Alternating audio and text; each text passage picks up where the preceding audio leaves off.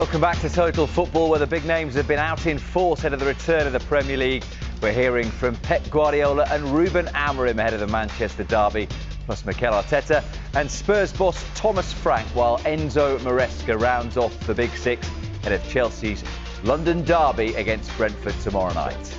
Everton are back at Hill Dickinson Stadium tomorrow, looking to prolong Aston Villa's winless start to the season. We'll hear from David Moyes. Oliver Glasner reveals the real story behind Mark Guehi's collapsed deadline day move to Liverpool. And Burnley have the daunting task of facing the champions this weekend. We'll hear from their boss Scott Parker ahead of the Super Sunday clash with Liverpool.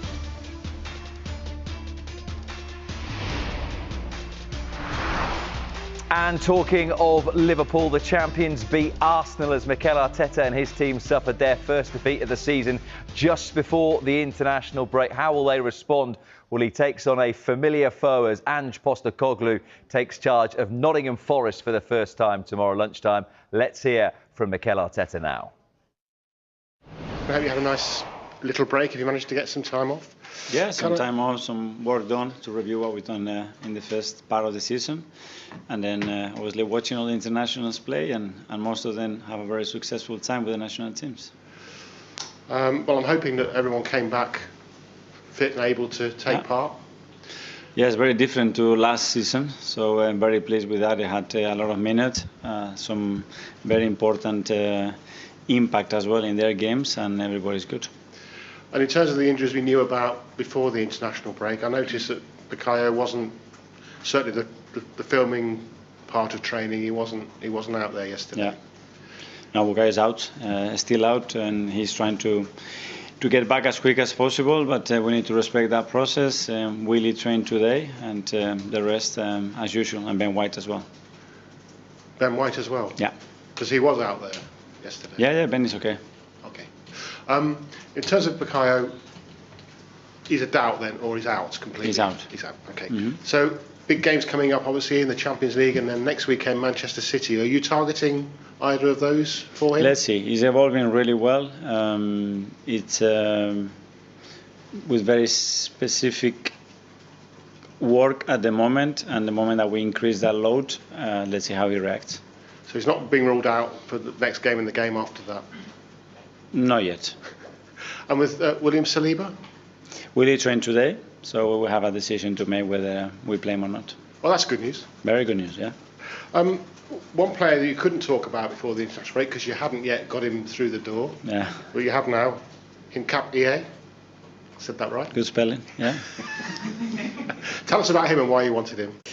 Well, it's a player that we monitor for years, and he became available. Obviously, we had the departure of Jakub as well, and we needed another player in that position that could upgrade as well what we had, playing different positions, playing different formation, a player that obviously has a lot of experience already at his age. So very, very happy to have him. And ready to go if selected?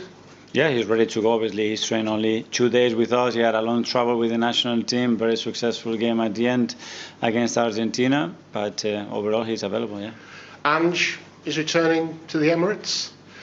4 times he's tried to beat the Mikel Arteta team and failed every time, lost the last 3. Do you expect any different from him this time with this new Forest team? Well, I think with Ange, his biggest strength, in my opinion, is the way he's been. He has put his fingerprints in that team, and he has a very clear way of playing, very clear DNA, extremely good to watch, learn a lot from him, and it will be a very difficult game. He's famous for saying it's who we are, mate, but clearly he was adapting that Tottenham side towards the end of the season, playing different kind of football to go on and eventually win that trophy. Do you expect he will adapt now with this new set of players compared to the style we expect from him? I don't know, and I cannot control that. So obviously he's made the decision to go to Forest now, because for sure he believes that with the players that he has, he can do what he wants to do and be successful again. But obviously we had very different expectations if Nuno would have been the manager, because he was already for a long time and very clear what he wanted to do with Ange there, and the time that he had, there will be things that they were different for sure. What problems does it give you as a head coach, the fact that you may be preparing for a different manager and then that change comes? Well, that you have to focus much more on yourself and improving and taking the game where you want to. Because at the end now, even if you know the manager, the scenario can change after 5 minutes, 20 minutes, 60 minutes. I mean, the flexibility, understanding and preparation that goes through now in the Premier League. So what you expect for 5 minutes is not going to be the same picture for 95 minutes. So that's what we prepare for every single day. And Edu back as well. Yeah. Common consensus is that you've just had the best summer transfer window ever in terms of getting your targets and mainly getting them in quickly and without any trouble. With the backing of the ownership, obviously, and the new recruitment team, are you almost better now since he's left? I was very happy with Edu. I think Edu did a tremendous job at this club, especially where the club was at the time when he joined, and he was a big part of that transformation of the football club. And then he decided to leave, and Andres come in very different circumstances to the club and done an incredible job as well. So good. It's not necessary to compare when you have two people at that level that are both so good. Thank you. Thanks, Gary. Alex from Premier League. Hi, Mikel. Hi. You said you've been reviewing the first part of the season during the international break. How satisfied are you with where the squad is at this stage? Well, I wanted 9 points instead of 6. I think Arne explained the game really well after the game when he said if we play 10 times, probably 8 times will be a draw, 1 will be for Arsenal, the 1 was for Liverpool, and a magic moment decided that game. So we want more. We want to win more of those games, and reviewing what we've done and as well the circumstances that we had, not only in the way that we play, but in other areas there are still room to improve for sure, and that's very good because the team is already at a really high level. Was it a bad time for the break to come? Did you want to play straight away? Yeah, 100%. You know, after a defeat, you want to have a game in the next 3 days, get it out of the system. But it's what it is. But at the same time, I look at the players on international duties and how they've grown. I mean, the roles that they have in the teams, the impact that they're having in every single match.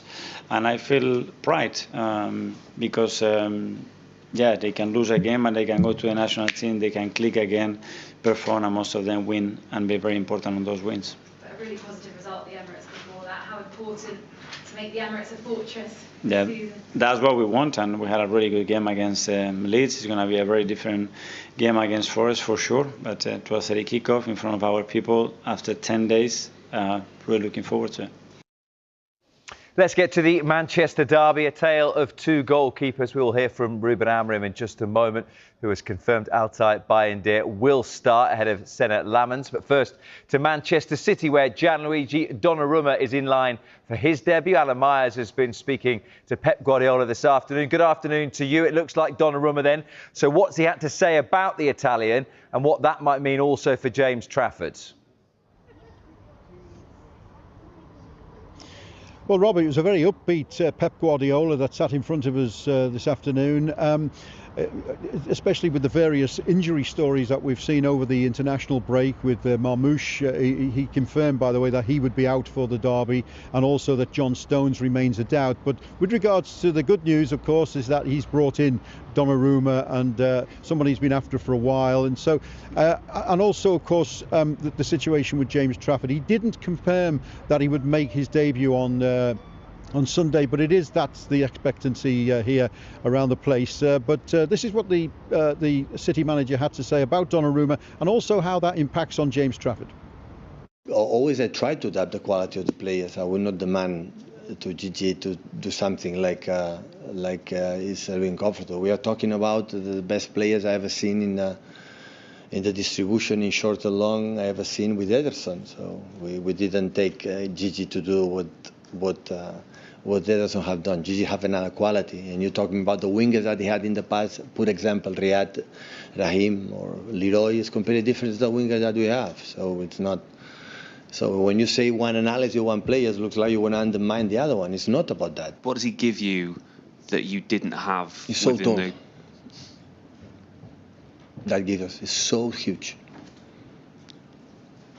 You've not always had that though. Like did all you the want keepers like we want to save balls and give us confidence to the team and personalities, a big presence and bigger stages. So the Champions League has done last season in Villa Park, in Anfield, and in many games prove how good it is. And he's going to concede goals. That's for sure. He's going to concede goals. But in all of us, we are going to try to hold in that don't happen. And where does that? Where does it leave James Trafford now? Because he's a keeper for Man City. Listen, the keepers play one. You know, I can play with 2 fullbacks in the same time, 2 central defenders. A keeper. It's not happen. And of course, season is so long. Now start the real season for many games, and everybody will be involved. They don't believe it, but it's going to happen.